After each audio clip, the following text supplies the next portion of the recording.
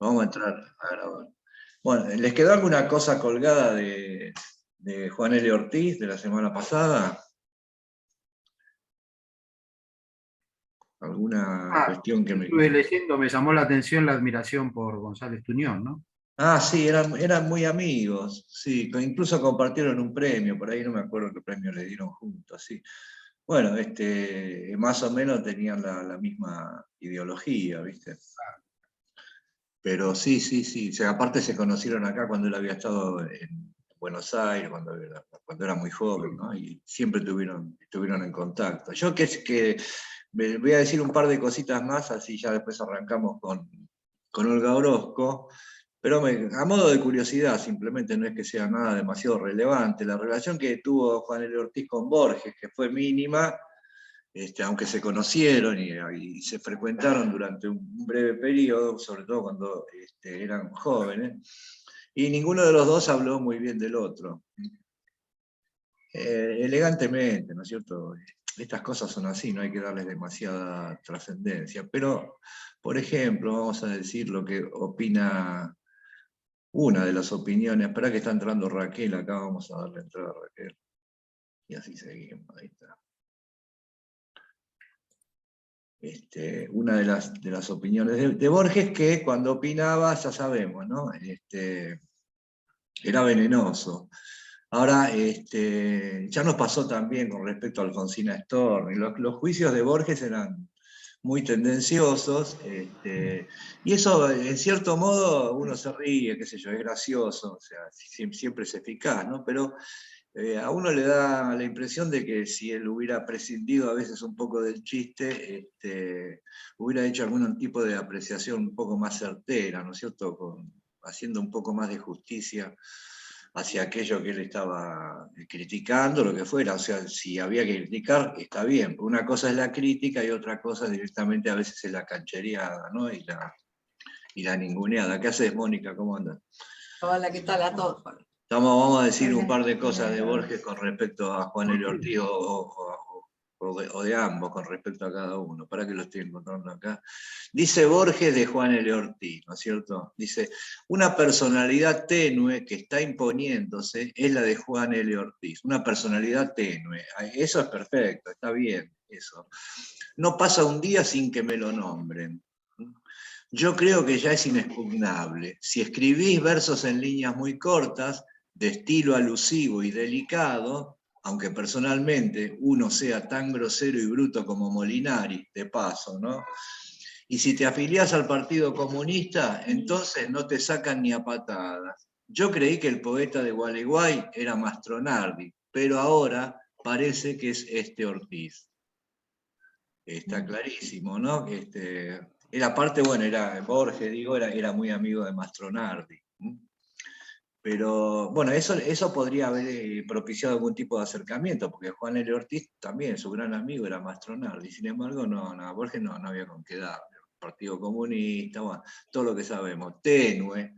O sea, en realidad no tenía mucho de lo que agarrarse, ¿no? Sino simplemente es una construcción así venenosa como para... Pero bueno, me parece que uno se pierde, entonces, si uno se va a guiar ciegamente por las críticas de Borges o por las recomendaciones de Borges, se va a llevar más de una sorpresa, ¿no? Y se va a perder algunas cosas interesantes y va a gastar un montón de guita en autores que por ahí no valen tanto la pena, también como Alfonso Reyes, etcétera, no me acuerdo de ningún otro, pero bueno. Entonces, esto es lo que dijo una vez Ortiz de Borges, y Borges de Ortiz. Y al revés, digamos, Ortiz lo que dijo una vez de Borges es lo siguiente. Ortiz es un poco más generoso, como cabía esperar también, ¿no? No se priva tampoco, pero dice, Borges es un hombre muy cordial y siempre me ha distinguido, como acabamos de ver, ¿no? A pesar de que hay momentos en que lo juzgo un poquito macaneador, siento por él estima, respeto y admiración también, por cierto. Bueno, un poquito macaneador, podría ser, ¿no? Bien, entonces, bueno, pero expresa de todas maneras su admiración, dice así, ¿no es cierto?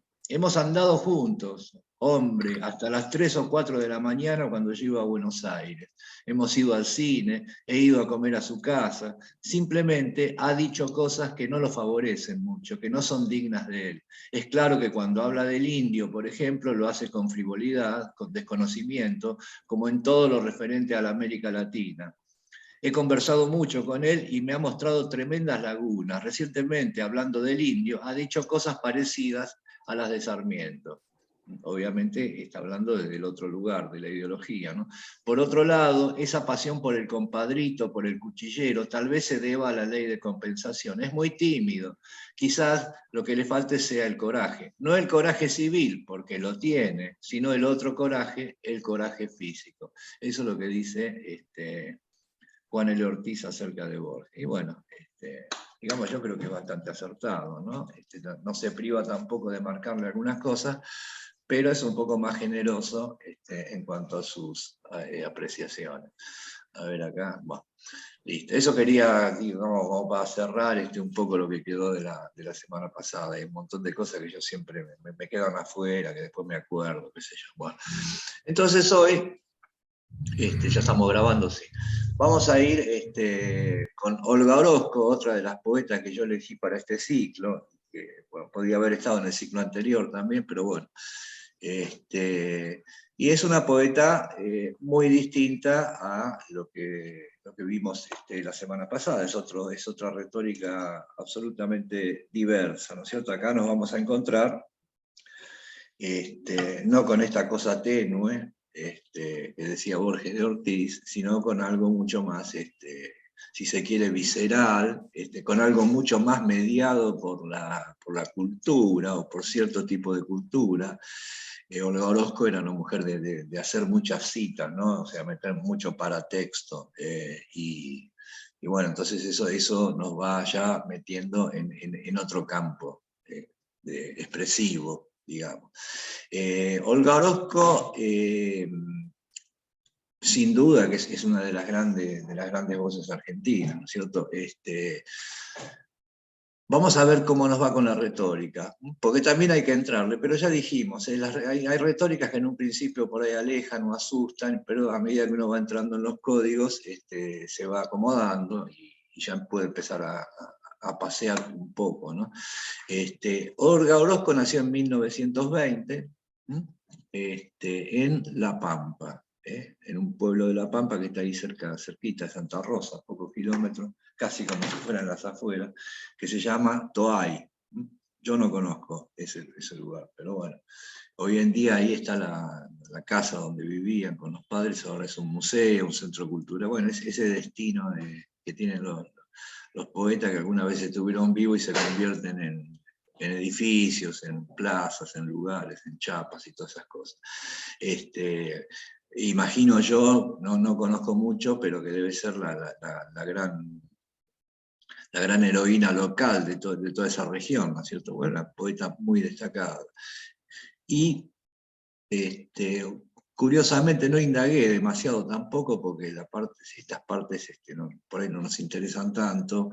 Ella se llamaba, el apellido del padre era Gugliota, Orozco era el apellido de la madre. Ella, bueno, suena un poco mejor por ahí Orozco que Gugliota. También los poetas tienen esas cosas con los sonidos también, ¿no? Pero bueno, no sé por qué, pero la cuestión es que adoptó el nombre de la madre. Sospecho que no habrá sido simplemente por una cuestión de eufonía, ¿no? Sino que habría algún otro motivo. Ya vamos a ver un poquito ahora más, a medida que avancemos un poco en la biografía de ella, que ella rescata mucho el tema de las transmisiones de sus antepasadas, la madre, la abuela, que la fueron metiendo así, digamos, o ella se fue formando un poco en ciertas creencias, incluso en fuerzas que están más allá de la realidad y demás, cosa que después va a explotar absolutamente en su poesía. Entonces ella, tal vez tomando un poco la antorcha de esa transmisión por vía femenina, adopta el apellido de la madre. Tenía 3 o 4 hermanos, ¿no? Era la menor ella. Y el padre era siciliano, la madre era argentina, no sé si creo que era de San Luis, ¿no? Y viven ahí en Toay, en La Pampa, hasta que se van a vivir a Bahía Blanca, una ciudad acá al sur de la provincia de Buenos Aires, que hay, Bahía Blanca es una ciudad, bueno, que fue en algún momento la fortaleza protectora argentina, un cangrejal, digamos, alrededor del cual fue surgiendo una ciudad. A los 8 años se van a vivir ahí, y está ahí más o menos hasta los 15 años en Bahía Blanca, una ciudad con mucho viento, un clima bastante riguroso, bastante insombroso, yo conozco. Bueno, entonces está ahí hasta los 15 años, en el que ya se viene a vivir a Buenos Aires y estudia, se recibe de maestra, acá en el normal que está acá, ¿cómo se llama? Que está acá en la calle Callao, no sé si sigue estando, Sarmiento, me parece que se llama. Ahí se recibe de maestra. Normal 9. Bueno, ahí está, ahí, ese que está en Callao acá. Y bueno, va a ejercer ahí, no sé. Pero después se va a dedicar ya directamente a otras cosas. Ella cultivó también el periodismo, era crítica de teatro, ya vamos a ver todo ese tipo de cosas. Y acá, en Buenos Aires, ya de jovencita, nació en el 20, digamos,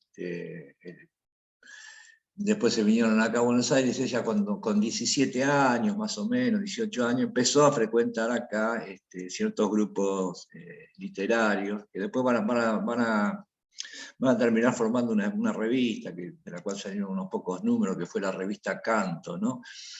Con alguna influencia del surrealismo, ¿no? Acá el surrealismo, en Argentina, no sé si es aplicable. Bueno, acá hubo algo que se llamó surrealismo también, acá, pero con un delay de algunos años con respecto a lo que había sido, ¿no? aquel surrealismo francés, aquel surrealismo europeo. Ella nunca, digamos, nunca se calzó ese traje tampoco, siempre que pudo trató de no quedar pegada con esa imagen de surrealista, o incluso también se la encuadra dentro de lo que es la generación del 40, estas taxonomías, ¿no es cierto?, que más académicas que reales, ¿no? Entonces, acá en Buenos Aires conoce y se hacen grandes amigos con Oliverio Girondo y su mujer, Nora Lange, que ya los nombramos unas cuantas veces así lateralmente, ¿no? Y bueno, los frecuenta, ahí conoce un montón por esta vía, conoce a todos los literatos, a todos los poetas que andaban por ahí pululando en aquel momento, ¿no? Los Girondos tenían acá entre tantas cosas que tenían un montón de cosas, ¿no? Pero tenían acá una isla acá en el Tigre, entonces se iban ahí los fines de semana y hacían grandes saraos literarios y demás. Hay algunas fotos de ella, si ustedes buscan en Google, muy jovencita, ahí con Girondo y con Nora Lange, que fueron amigos toda su vida, hasta que murieron los dos, ¿no? Murió Girondo primero, creo, y después murió Nora Lange. Girondo tuvo un final bastante triste, bueno, ningún final es alegre, ¿no? Pero digamos, tuvo un final, lo atropelló un auto, un colectivo, no sé qué es lo que sucedió, y quedó muy mal ya en sus últimos años, o sea, nunca se recuperó del accidente, y bueno, hasta que se murió. Para que le vamos a dar entrada a Juan Carlos. Sin Juan Carlos no podemos continuar, de ninguna manera. Ahí estamos. Bueno, entonces se muere. ¿Qué haces, Juan Carlos? ¿Cómo andas?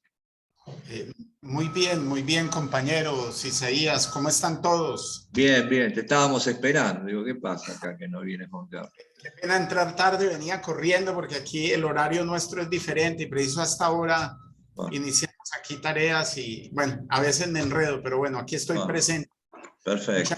Muchos deseos. Igual no andes corriendo, ¿viste? Porque vamos a ir caminando despacio, ¿viste? Tranquilo. Igual vas a llegar. Si corres es peor. Vale. Bueno, ya empezamos acá un poco con esto. Estamos diciendo algunas generalidades con respecto sobre todo a esta parte más de la juventud de Olga Orozco. Ustedes todos, calculo yo que todo el mundo la conoce, ¿viste? Algo habrá leído, es muy conocida, está ahí, está ahí entre las primeras cosas a las que uno puede acceder en cuanto a lo que es la poesía argentina, junto con la Pizarnik, junto con, qué sé yo, con Hellman, por ahí. Hellman nos viene esquivando, vamos a tener que meterlo en algún lado, ¿no? Pero bueno.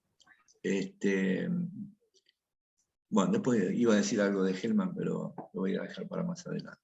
Entonces decíamos que conocía a los Girondo, y a través de los Girondo y Nora Lange, a toda la crema de la bohemia literaria de acá de Buenos Aires. Después él se quedó a vivir acá en Buenos Aires toda su vida, se casa bastante joven también, y va a publicar su primera, pero a ver si no me salto alguna cosa de la biografía. No, está bien. Bueno, entonces va a publicar su primer libro, para que me fijo bien la fecha, era en el año, creo que es 46, ¿no? Ella no tiene una gran producción, una frondosa producción, gran producción en cuanto a cantidad, quiero decir, no tiene una frondosa producción, tiene unos 10 libros más o menos que publicó en vida, tal vez un poco menos, y después aparecieron algunas cosas después que ella murió, ¿no es cierto? Siempre pasa esto, algunas recopilaciones.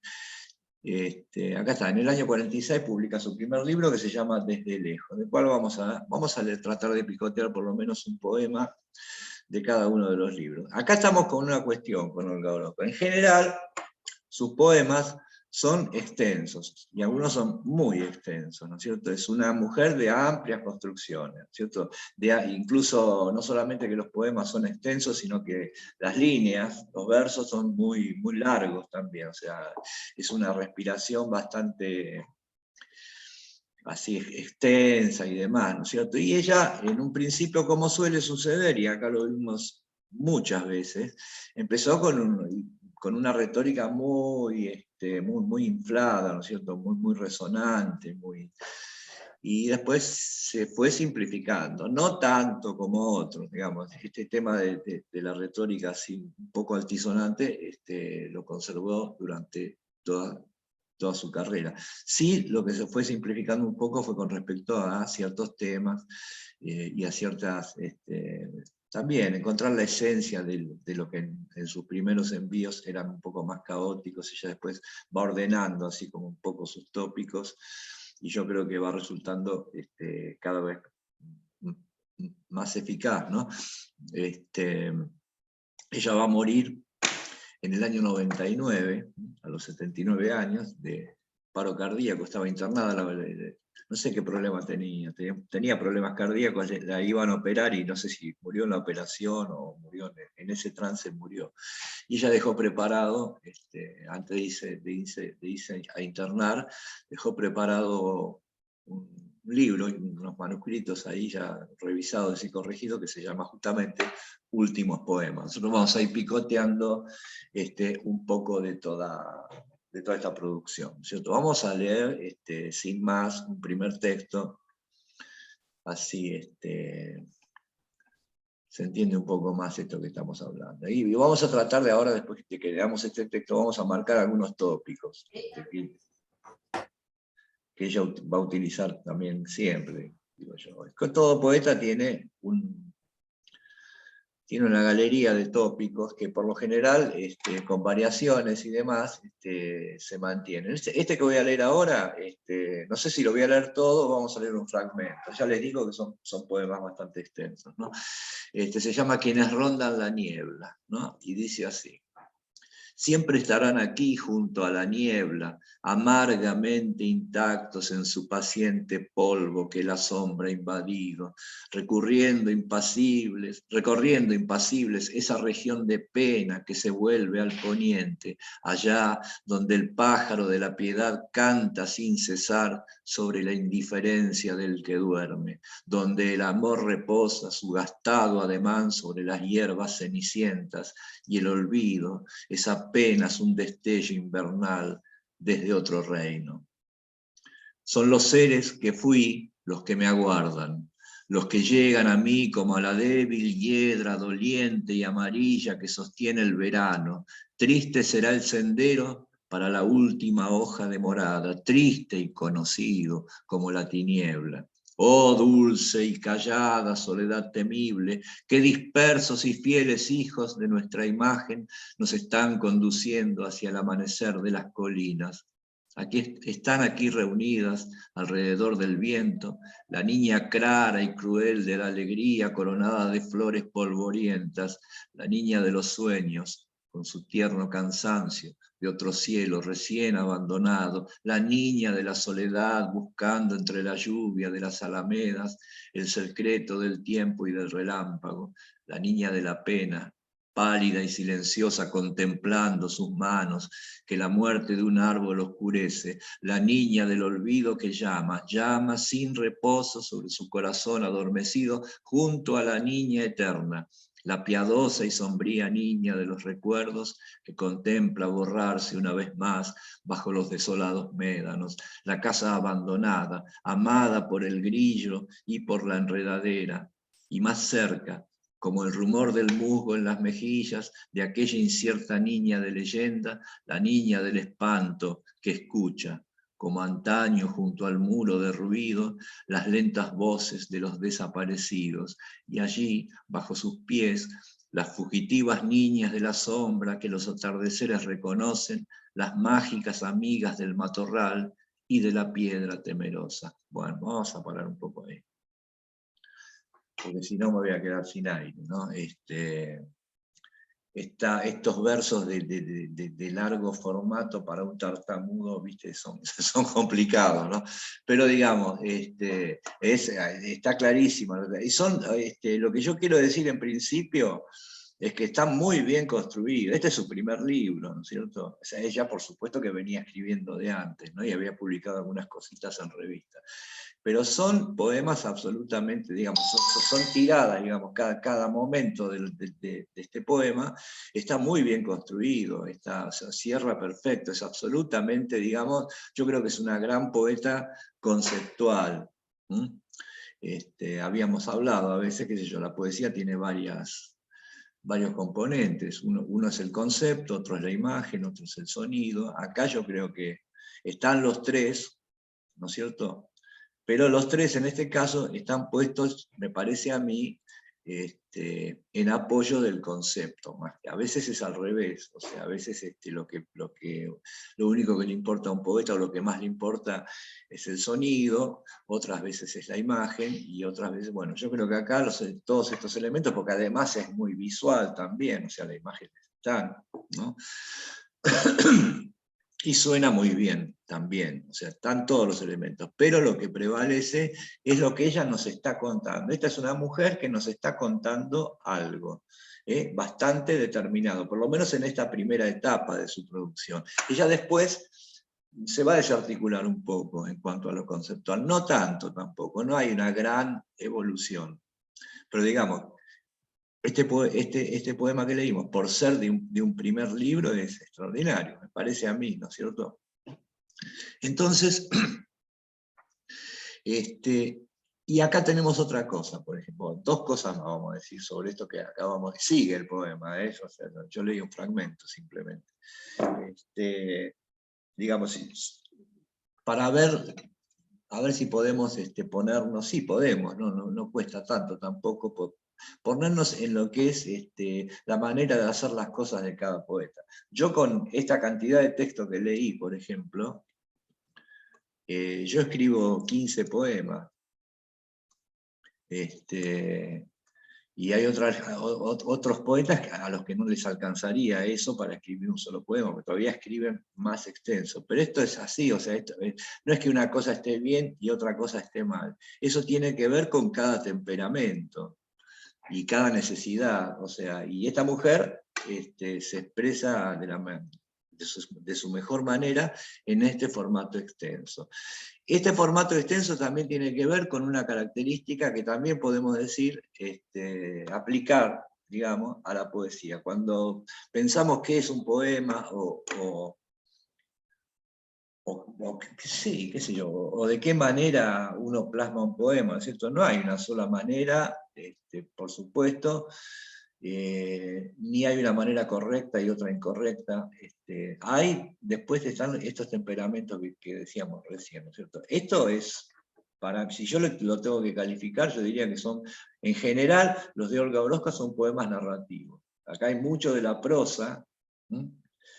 De la prosa en el sentido de transmisión informativa precisa. Ella está buscando siempre una precisión en la información que transmite. En otros poetas no se da nada de esto, o sea, esta es la clase es una clase de poemas narrativos.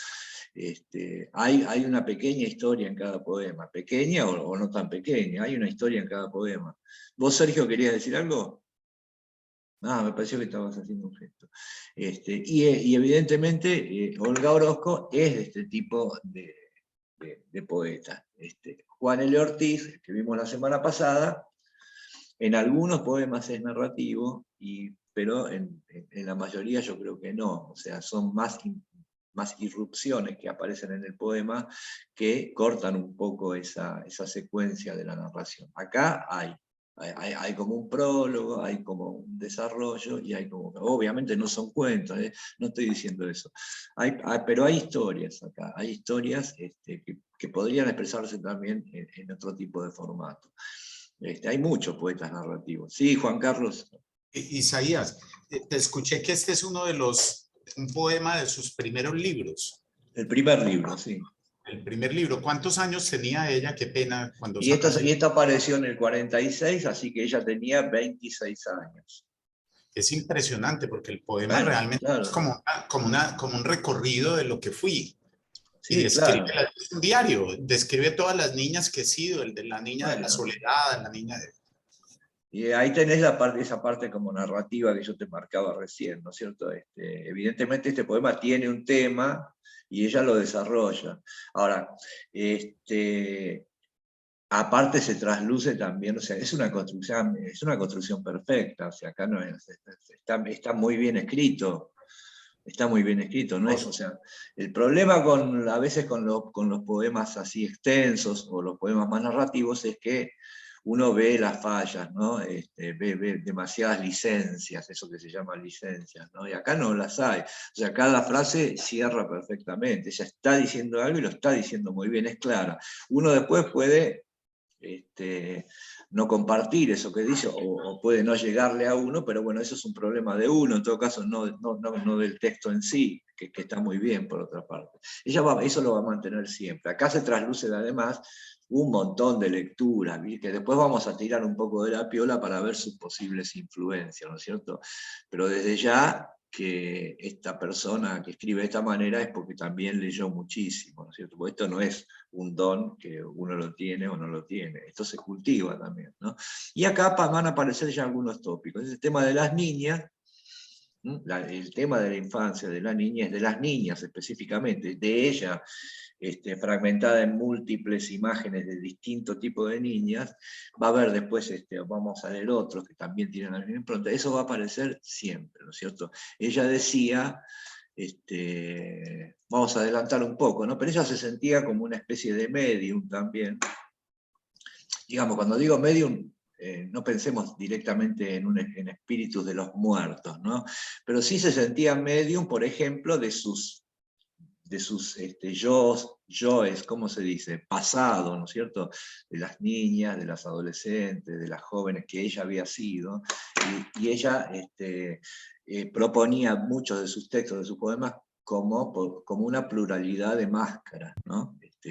Claro, porque ahí, ¿sabías? Es lo que en el poema me parece que se trasluce, es que todos esos yoes pasados, de alguna manera, te van a esperar después. Porque ella lo que dice ahí es que la esperen, que la muerte no es algo que se termina, sino que ahí se va a reencontrar con todas las etapas de su vida que van a estar ahí esperando. Exactamente, exactamente, sí. Vamos a ver también, o sea, no sé si lo vamos a llegar a ver a través de los textos, pero digamos, en su desarrollo, ella, sobre sus textos finales, digamos, ella va un poco a correrse así, de esta esperanza, digamos, en ese reencuentro final, ¿no es cierto? Como, bueno, como le pasa en general a todo el mundo, ¿no? Tal vez estos primeros envíos son más expresiones de deseo que certezas metafísicas que uno pueda sentir, ¿no? Aunque en ese momento uno lo sienta como certeza. Pero ya después se va a correr un poco y le va a reclamar algunas cosas a la poesía, ¿no es cierto? Y a un montón de cosas. Pero bueno, pero sí, estoy de acuerdo, va por ese lado estas primeras cosas, ¿no? Y esa pluralidad de máscaras que ella pone en escena. Si uno quiere Ahí también, como que sí. que la esperen para poder vivir de vuelta todos esos momentos, para volver a Exacto. ser una niña, un adolescente. Es decir, Sí, como que sí, sí. están atrás, pero que ya se adelantaron y que ella lo que pide es que la esperen, ¿no? Para Exactamente, reencontrarse. exactamente. Y dicho de una manera, a mi juicio, excelente, ¿no es cierto? Y a mí me pasa algo, bueno, hablo de mí porque digo, esto lo puede sentir cualquiera de ustedes también, yo soy uno más que está expresando en todo caso una opinión, ¿no es cierto? Pero a mí este tipo de retórica, ya les digo, no es mi retórica tampoco para nada, como no la era la de Juan L. Ortiz tampoco, digamos. No es que no sea para nada, digamos. No es lo primero que a mí me gustaría, quiero decir, ¿no? O con la que yo puedo sentir más empatía. Pero sí, sin embargo, o sea, uno no puede dejar de reconocer la excelencia de la escritura esta. O sea, lo que pasa es que es una cuestión de temperamento. Hay paredes a veces entre un autor y un lector que son insuperables por cuestiones de temperamento. Una el temperamento del poeta y otra el temperamento del lector. Pero bueno, cuando uno empieza a meterse en la retórica y se deja, digamos, mojar por esa lluvia, uno va entrando de a poco en el código. Y llega un momento en que ya, o sea, absolutamente uno digamos, entiende lo que está diciendo, o al menos hacia dónde apunta, aunque después uno vuelva a su propia cuestión, ¿cierto? A su propio gusto. Por eso, sobre esto yo lo veo bien, calculo que debe pasar en cualquier actividad, ¿no es cierto? Porque yo lo veo en la poesía, lo veo permanentemente esto, ¿no? Yo considero que uno tiene que ir más allá de su gusto personal, hacer ese esfuerzo, ¿no es cierto? No quedarse con lo que el propio gusto, o no ir siempre para donde el propio gusto lo está llevando, porque uno si no queda metido en un tubo, queda metido en una burbuja y se está perdiendo cosas que, qué sé yo, que no hay que perderse o no habría que perderse, ¿no? Bueno, entonces, y bueno, y acá van a aparecer, ya están apareciendo acá en este primer libro, algunos de estos tópicos que decíamos. Esto de la niña va a aparecer siempre, ¿no es cierto? Y fíjense, si repasamos alguna de estos versos, ¿no es cierto? A ver, por ejemplo, vamos acá. Si yo digo, por ejemplo, y más cerca como el rumor del musgo en las mejillas de aquella niña incierta de leyenda, la niña del espanto que escucha como antaño junto al muro derruido.